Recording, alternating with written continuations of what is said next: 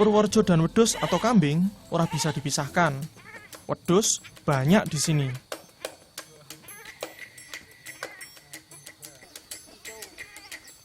Ora sembarang wedhus tapi lo yo. Andalan kampung halamanku wedhus sing koyo ngene, peranakan etawa alias wedhus PE. Wedhus PE iki hasil persilangan antara kambing Jamnapari asal India dengan kambing lokal.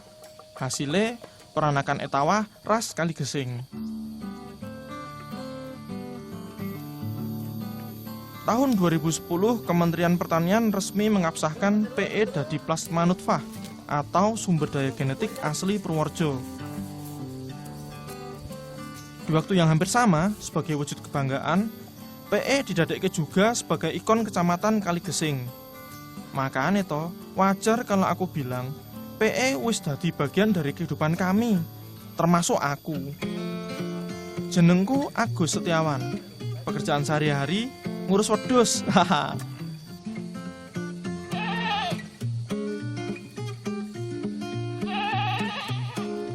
Wis 9 tahun aku dadi peternak PE Kaligesing.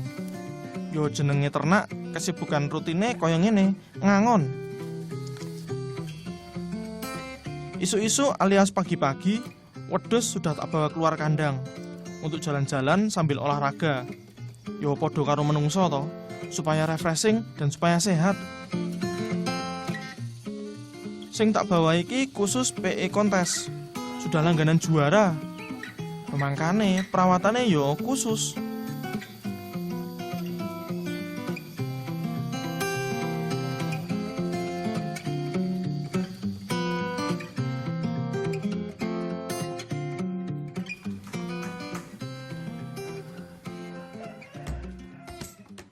PE serupa tapi ndak sama dengan wedhus jenis liyane.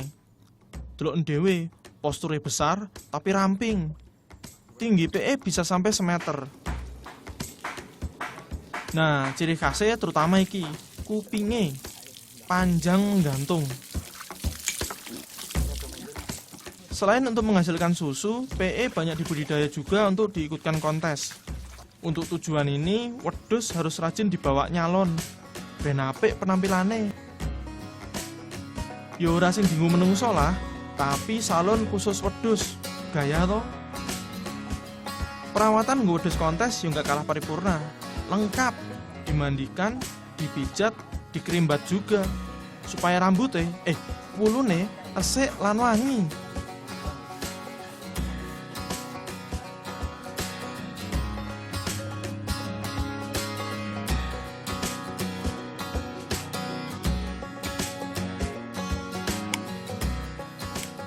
Ndak ketinggalan tanduke dirapikan.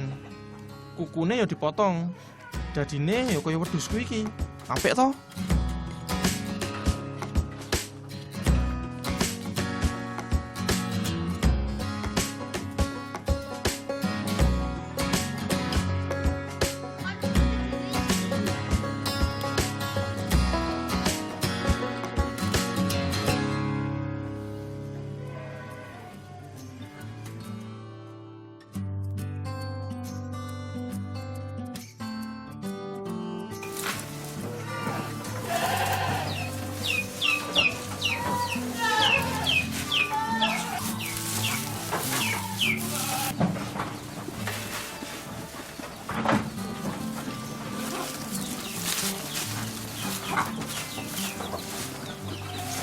Hampir semua warga Kaligesing memelihara PE. Kalau di total, di kecamatan iki tok wae, PE peliharaan warga wis ana sekitar 25.000 ekor. Ono alasane, tanah kami iki memang pas untuk memelihara wedhus PE. Letake di dataran tinggi perbukitan menoreh. Udarane sejuk lan subur, dadi gampang golek rumput segar nggo pakan wedhus.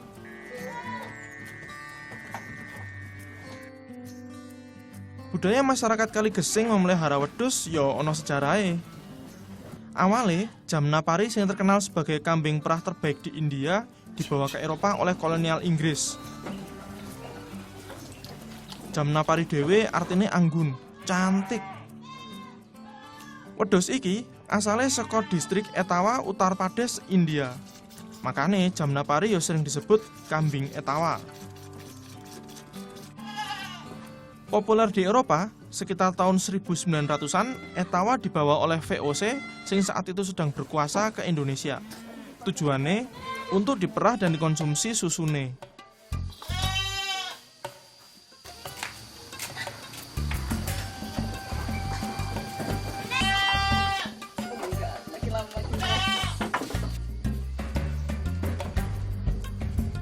Seekor kambing Etawah sehat bisa menghasilkan 2-3 liter susu per hari.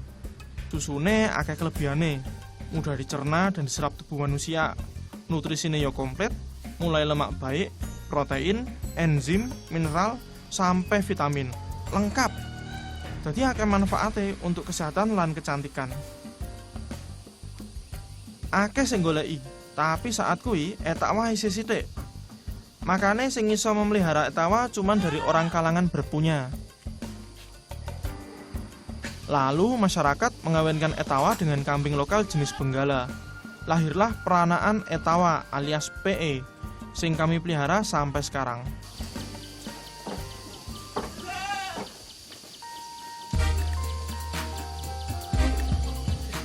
Arep golek wedhus PE, gampang, soalnya kampungku iki memang sentrane. Ayo tak ajak ke pasar Pandanrejo. Pasar iki hanya terselenggara seminggu sekali, yaitu dari Sabtu, mulai jam 7 pagi sampai jam 12 siang. Wes kuwi tok. Makane, ben dina pasaran, pedagang lan pembeli sudah ramai sejak pagi. Ramung saka Purworejo, pembeli juga datang dari berbagai daerah lainnya, mulai sekitar Purworejo sampai Jawa Barat dan Jawa Timur. Setiap pasaran ratusan PE diperjualbelikan. Perputaran uang dalam sehari pun bisa sampai ratusan juta. Nah gimana ndak? Awong sak ekor PE minimal harganya 2 juta. Sing sampai puluhan juta yono. Menjanjikan. Makanya akeh sik berminat terjun ke bisnis budaya PE. Kaya aku iki lho. Praktek sambil terus belajar supaya bisa jadi pengusaha wedhus.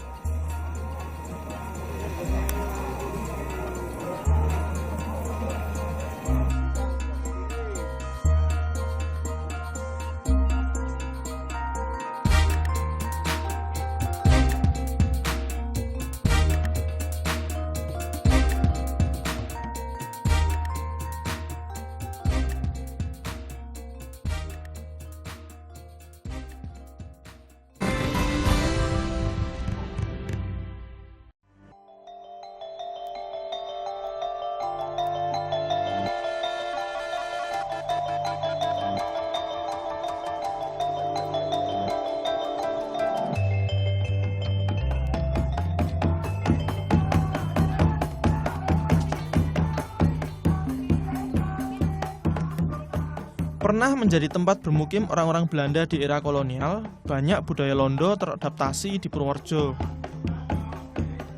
Ternak wedhus atau kambing PE tadi misalnya, lan akeh liyane.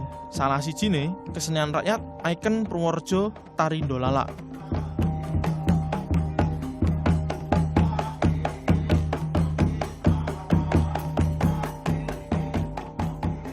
Ndolala terinspirasi dari tindak tanduk serdadu Belanda ketika beristirahat di kamp. Lihat saja kostum penarinya, mirip seragam serdadu Belanda toh, sak topi lan pangkat-pangkate.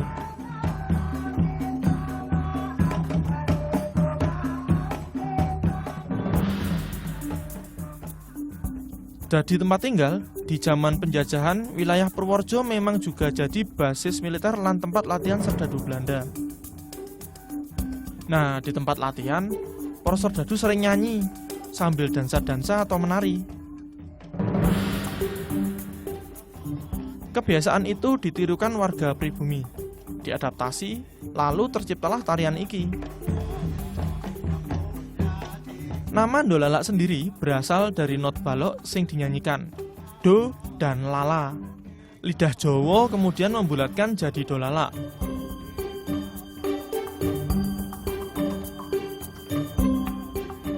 Sederhana tapi syarat dengan makna. Lewat tari iki, justru para pemuka berupaya membakar semangat warga memerangi Belanda. Syair-syairnya bermuatan ajaran pendidikan, juga kritik lan sindiran-sindiran. Sebab kui, dulu ndolala hanya ditarikan kaum laki-laki. Tapi seiring zaman, perempuan yuk ambil peran. Jadilah sekarang, pria wanita sama aja. Semua bisa dan boleh menarikannya.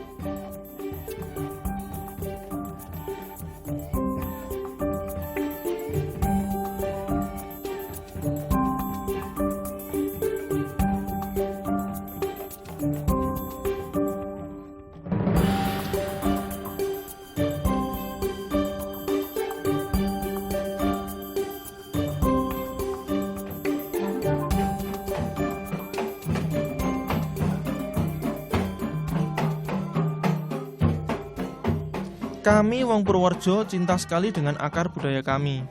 Makane, tradisi masih lestari, termasuk urusan seni. Banyak sanggar berdiri di sini. Aku yo gabung karo sanggar seni di kampungku iki. Seperti banyak warga liyane, sejak kecil kami sudah belajar seni lan tradisi. Yang sudah besar kemudian menurunkan, mengajarkan ke generasi selanjutnya. Ora putus, supaya kebanggaan kami ini terus ada. Kami mempertahankannya. Seperti dulu, orang tua kami juga mempertahankan tanah ini dari penguasaan Belanda.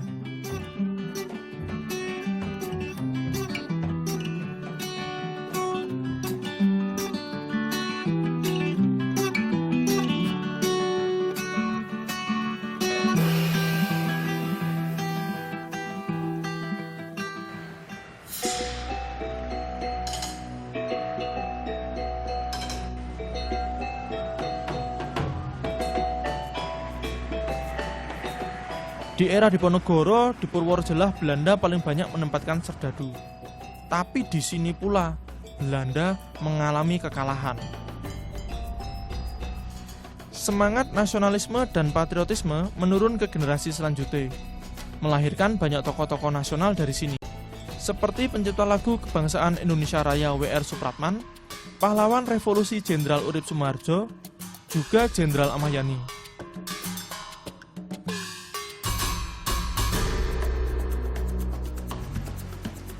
Semua cerita dan semangatnya masih ada di seantero kota, berdiri sebagai monumen, bangunan-bangunan peninggalan, dan dalam kehidupan keseharian. Jadi warisan, supaya sampai anak cucu nanti bisa melihat sendiri jejak sejarah daerahnya, jejak sejarah bangsanya.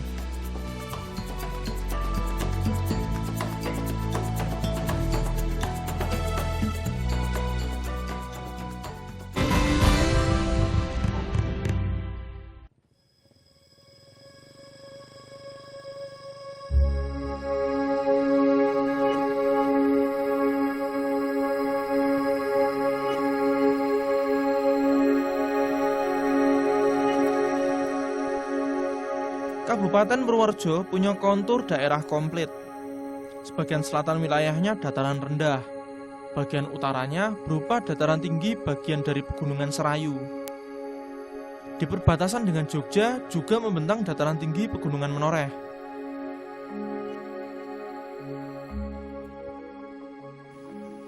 Purworejo punya banyak hasil bumi andalan. Salah sijine klopo alias kelapa. Di Purworejo, kelapa merupakan tanaman perkebunan rakyat, menyebar di mana-mana. Nggak hanya di perkebunan khusus, banyak juga warga menanam kelapa sebagai tanaman tumpang sari atau di sela sawah dan kebunnya. Wes pasti dadine buah kelapa melimpah ruah.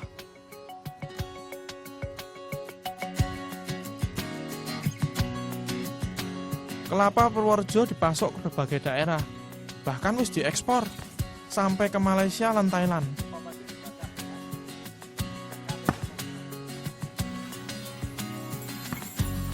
Di sini, membeli kelapa tidak hanya di pasar. Sering justru orang mendatangi langsung ke yang punya pohonnya. Kelapa dicari untuk dijadikan bahan baku makanan, juga untuk olahan liyane.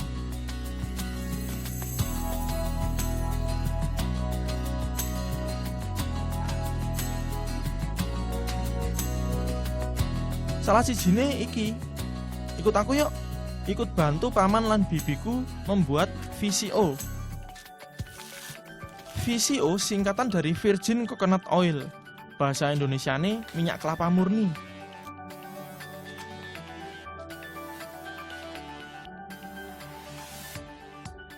Bahan bakune dari daging buah kelapa. Harus kelapa yang sudah tua di pohon.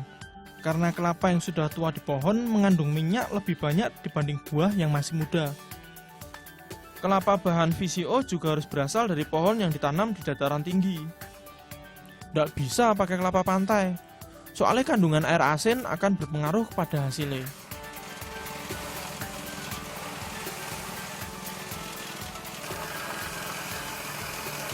Pembuatan VCO di Purworejo masih tradisional, seperti dapat dilihat di industri rumahan bibiku ini. Prosesnya gampang, sederhana, tapi kudu telaten. Soalnya butuh waktu lumayan lama dan semua harus terus diawasi.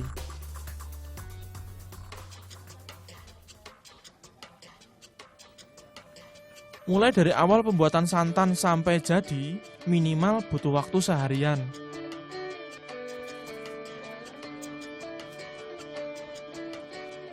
Kebersihan itu jadi hal utama, nggak boleh terkontaminasi, bisa gagal VCO-nya nanti.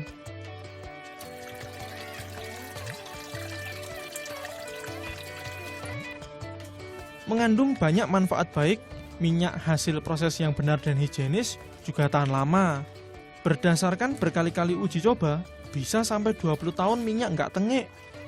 Makanya, meski ada yang membantu, bibiku ini selalu ikut membuat, minimal mengawasi sendiri semua proses produksi.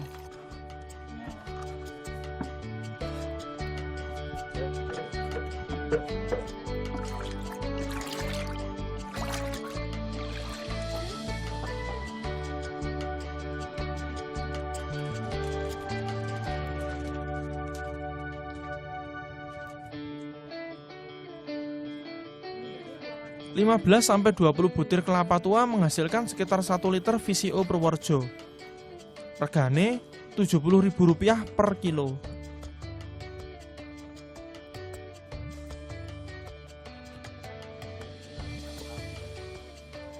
Minyak murni dimanfaatkan untuk banyak keperluan, seperti bahan baku minyak goreng, mentega atau margarin, juga buat bahan baku kosmetik. VCO juga biasa dikonsumsi langsung. Manfaatnya akeh, terutama untuk kesehatan. Sebab VCO bersifat antivirus, antibakteri, anti jamur, juga mengandung antioksidan. Kandungan kui membantu menyembuhkan macam-macam penyakit, juga merangsang sistem kekebalan tubuh.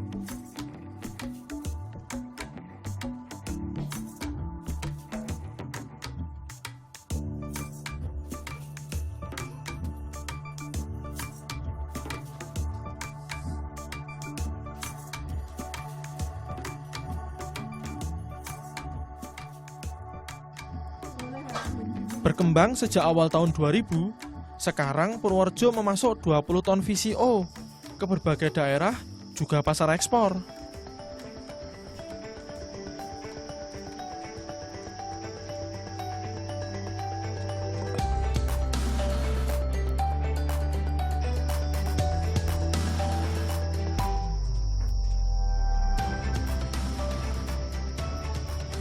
Itu dia kenapa kami semua iki bangga akan kampung halaman kami tercinta. Tanah subur, kearifan makmur, lan sejarah budaya luhur. Aku bangga dan pasti juga akan terus menjaga melestarikannya. Indonesia bagus.